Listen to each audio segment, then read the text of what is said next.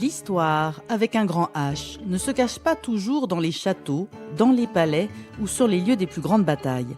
Parfois, elle se dissimule dans les murs d'une jolie maison, d'une petite cité. Dans la série de podcasts La Maison du Docteur, enquête sur un lieu de mémoire, réalisée en 4 épisodes, nous nous intéressons à une maison de soins en passe d'être réhabilitée, située à Lomme, près de Lille, dans la cité de la Délivrance. Épisode 4, l'avenir de la Maison du Docteur. Dans ce 4e et dernier épisode, nous avons rendez-vous avec Alice Barrault, responsable du développement social urbain pour ICF Habitat Nord-Est, filiale de la SNCF et propriétaire de la Maison du Docteur. Au démarrage du projet de réhabilitation, elle a organisé des ateliers mémoire pour réunir auprès des habitants de la cité les souvenirs du lieu.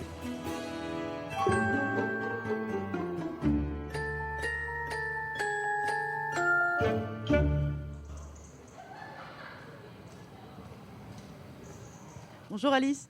Bonjour. Je travaille en fait depuis plusieurs années à un projet dédié à la mémoire de la cité, suite à une demande faite notamment par la ville pour accompagner une opération de démolition-reconstruction de la Maison du Docteur. Du coup, on a démarré des ateliers mémoire avec un groupe d'habitants pour pouvoir reconstituer la mémoire collective pour ce lieu très important qu'est la Maison du Docteur. Il faut savoir que les associations sont engagées depuis très longtemps à la collecte de la mémoire justement de l'ensemble de la cité. Du coup, quand on a proposé d'accompagner cette démarche et d'avoir vraiment un travail de recueil de la mémoire, on a quand même facilement pu rencontrer, je dirais, 15 à 20 personnes pour témoigner de leurs souvenirs. Qui avait déjà travaillé sur ce sujet ? Alors, il y a l'association Le Bavard, qui est une association qui collecte depuis maintenant de nombreuses années tout un tas de pièces vraiment sur l'histoire de la cité.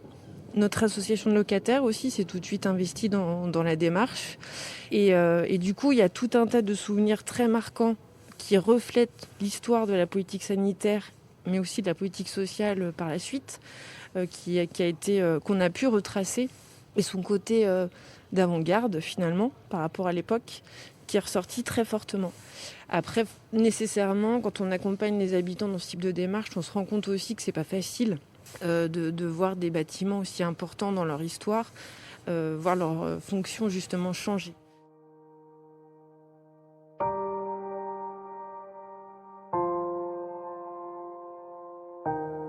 Pour évoquer les projets futurs, je contacte par téléphone Roger Vico, le maire de Lomme.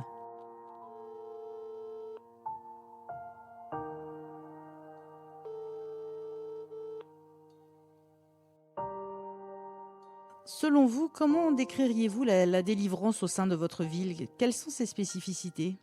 La cité de la Délivrance, c'est vraiment un pan de l'histoire cheminote, un pan de l'histoire sociale, un pan de l'histoire architecturale et un pan de l'histoire de la guerre à l'homme. Donc c'est un site dans la ville extrêmement important, bien entendu. Mais même aujourd'hui, la cité de la Délivrance est le quartier qui a gardé la personnalité la plus forte, les caractéristiques les plus fortes. Mais ce n'est pas incompatible avec l'intégration dans la ville. Et donc, quand cette maison s'est retrouvée abandonnée, j'imagine que la mairie a eu des projets pour la réhabiliter ? Bien sûr. Nous, il y a déjà très longtemps, de mémoire une quinzaine d'années, la ville souhaitait racheter cette maison pour en faire quelque chose, avant qu'elle ne devienne la ruine qu'elle est aujourd'hui. Mais à l'époque, elle était déjà extrêmement dégradée. La SNCF a voulu nous la vendre au prix du marché, ce qui était un petit peu compliqué. Vous êtes déjà rentré dans cette maison ? Je suis allé une fois à l'intérieur au moment du premier incendie, d'autant plus que j'ai moi-même habité Place Dompsat pendant une petite vingtaine d'années, et donc je connais très très bien le quartier, et j'y suis allé le jour du premier incendie. C'était comment ? Triste, parce que c'était déjà en déshérence depuis quelque temps. Puis surtout l'incendie, vous savez, un incendie c'est une catastrophe, bien entendu. Et puis quand on voit cette maison prendre feu, on a conscience que c'est à la fois le patrimoine architectural, mais pas seulement, c'est la mémoire du quartier, un morceau de la mémoire du quartier. Avant que finalement, à force de négociations, nous n'en arrivions à ce projet qui va être réalisé, je l'espère dans les délais les plus brefs possibles, de reconstruire la Maison du Docteur à l'identique de ce qu'elle était quand elle a été construite en 1921. Et donc voilà, cette maison va revivre après des décennies d'abandon.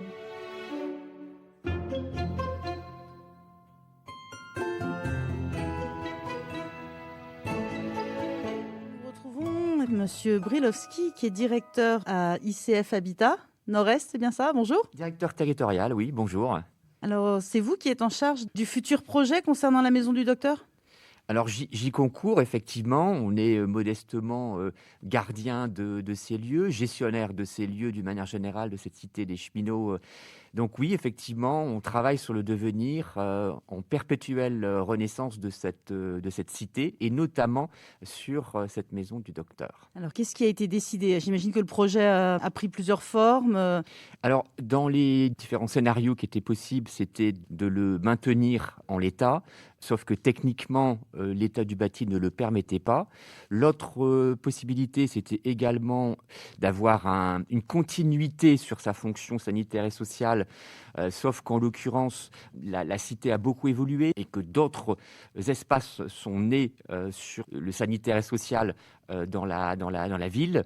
Et donc, on s'est orienté sur une transformation en logements sociaux, plus particulièrement, avec, sur l'immeuble en tant que tel, reconstruit à l'identique, 4 logements qui vont être construits. Quand vous dites à l'identique, ça veut dire que vous gardez la forme du bâtiment, sa façade, son style? Exactement. Dans la maison en tant que telle, nous aurons 2 types 2 et 2 types 3. D'accord. Est-ce que vous pouvez me raconter, parce que je vois que vous avez amené des plans de la future maison du docteur, je ne sais pas si elle s'appellera encore comme ça. Donc oui, voilà effectivement l'aménagement qui a été fait classiquement sur l'entrée, avec aussi des petits placards qui sont aussi importants en termes d'usage. Et puis voilà, une optimisation en utilisant les différentes ouvertures pour que les logements à la fois soient fonctionnels et aussi agréables en termes d'ensoleillement. Donc là, on rentre dans l'immeuble par le porche, ça ne change pas. Oui. Et ce qui va distribuer, donc je vois tout de suite sur la droite. Un petit escalier qui va permettre d'accéder au logement de l'étage. Donc il y a 2 logements en bas et 2 logements en haut, c'est ça? Voilà, c'est ça, exactement. Sachant aussi que la reconstruction à l'identique de cet immeuble est également associée plus globalement à du renouvellement, de nouvelles constructions sur plusieurs îlots dans la cité des cheminots.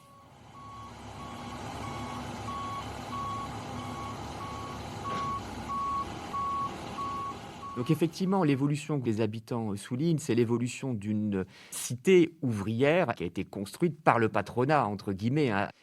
Donc oui, on est passé d'un habitat exclusivement dédié à des ouvriers vers un habitat accessible en termes de logement social. Et donc oui, au fil du temps, cette cité, elle est un petit peu sortie de son autarcie, et ce mouvement a été à la fois initié à la fois dans l'occupation des logements, mais aussi grâce aux interventions de la ville avec des équipements publics. Je pense notamment à la salle Beaulieu, par exemple, à côté de laquelle on se trouve, qui est une salle qui a été rachetée par la ville parce que la SNCF n'en avait plus d'usage, et ce qui a permis de la transformer et d'en faire aujourd'hui une salle tout à fait active, donc de retrouver, de perpétuer, mais en ouvrant vers l'extérieur aux autres habitants cette cité.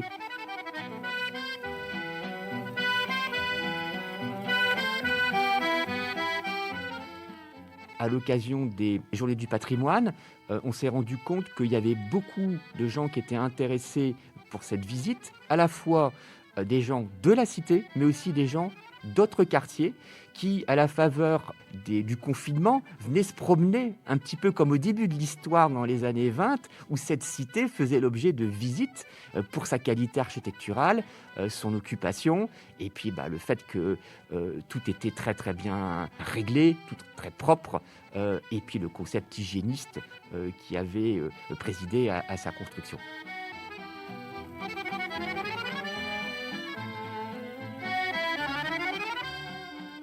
Alors je me présente, M. Stanis, habitant de la cité depuis 1994, ancien cheminot en retraite qui travaille aux ateliers d'Hélène. En arrivant, j'ai pris des fonctions, notamment à travers une association de défense de locataires qui existe depuis 2000. Nous sommes actuellement 200 adhérents, ce qui n'est pas rien pour une association de défense de locataires. Concernant le projet ICF, c'est un excellent projet, effectivement. J'espère que, que ça se passera bien. Nous, on jouera notre rôle d'associations d'habitants, hein, à savoir le respect des cahiers des charges. C'est toujours une certaine nostalgie qu'on avait et qu'on est en train de perdre parce que l'âme cheminote est en train de, malheureusement, de périr, hein, parce qu'il y a de moins en moins de cheminots.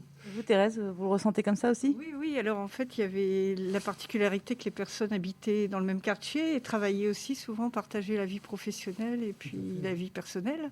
Hein, donc c'est vrai que c'était un village dans la ville puisqu'il y avait tous les équipements. On était d'ailleurs enviés. Hein. Cette cité de cheminotes, on était enviés dans la ville. Il y avait de nombreuses personnes extérieures de la cité qui venaient à la piscine. Ah ouais, c'était vraiment l'esprit cheminot, quoi, une grande famille.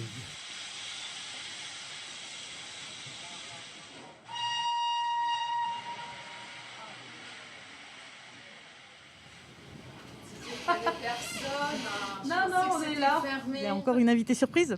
Oui, voilà, je vois arriver Anne Braquet, hein, qui s'est beaucoup intéressée à l'architecture et à l'urbanisme du quartier. Bonjour Anne. Oui, bonjour, Anne Braquet. Donc, je suis paysagiste concepteur pour le Conseil d'architecture, d'urbanisme et de l'environnement du Nord. Et j'ai été amenée en fait par une exposition que l'on a fait depuis 2018 sur les cités-jardins du Nord à m'intéresser à la cité-jardin de la Délivrance qui a beaucoup d'atouts au niveau urbain et paysager notamment. D'accord. Alors, qu'est-ce qu'elle a de particulier, cette cité, en termes d'architecture, de patrimoine, de bâtiments, d'organisation peut-être?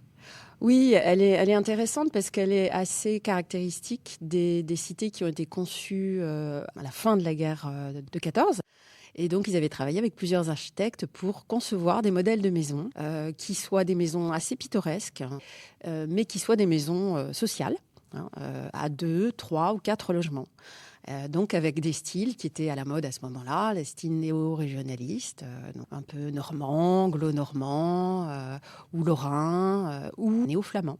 Il y avait 91 modèles différents de maisons. Une piscine, 3 tennis, un stade et des rues courbes pour ménager les perspectives. 8 architectes différents tentèrent chacun d'imposer leurs griffes, du style normand au style basque. Donc maintenant, c'est un quartier dans la ville. Et donc, elle est très intéressante pour beaucoup de gens qui ont envie de maisons avec jardin et de maisons un peu pittoresques avec jardin. Alors, on vous suit. Alors, au plus près... Non, on va passer par là. Oui. Allez. Alors, moi, j'ai un petit coup de cœur pour cette maison que je trouve adorable. C'est une des plus belles. Alors, celle-là, c'est une maison rue Chrétien, là, une maison d'ingénieur. Donc, c'était les maisons de cadres, les plus cossues, on dira. Et là, donc, elle illustre en fait le style néo-régional, néo-flamand, en fait, des maisons de la cité.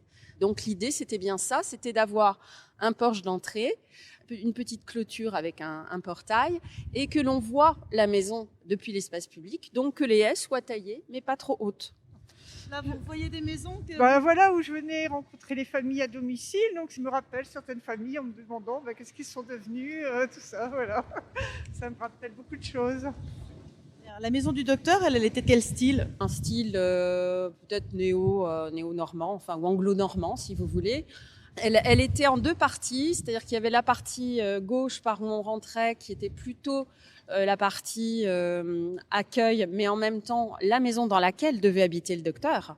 La partie consultation était de l'autre côté, et on y a ajouté en fait en 44 une autre aile. C'est l'aile qu'on voit à droite là, qui n'a pas d'étage, donc pour pouvoir agrandir en fait les locaux de soins et de consultation. Moi, j'aime beaucoup en fait ce patrimoine parce que je pense il faut qu'il soit reconnu beaucoup mieux encore, et que même entre ce qui est entretenu par le bailleur et ce que font les particuliers, qu'il y ait une vraie prise de conscience en fait de la valeur de ces maisons et de cet ensemble, pour que tout le monde en fait contribue en fait à son maintien, à sa valorisation et à sa restauration de qualité. Voilà.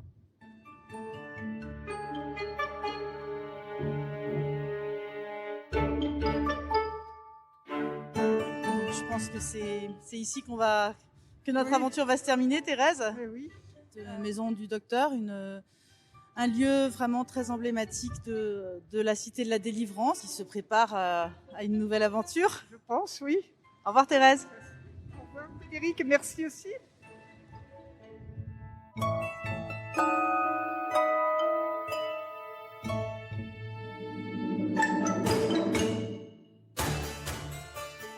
Si vous avez aimé cette enquête podcast, retrouvez d'autres ressources sur patrimoine-sncf.com et icfhabitat.fr.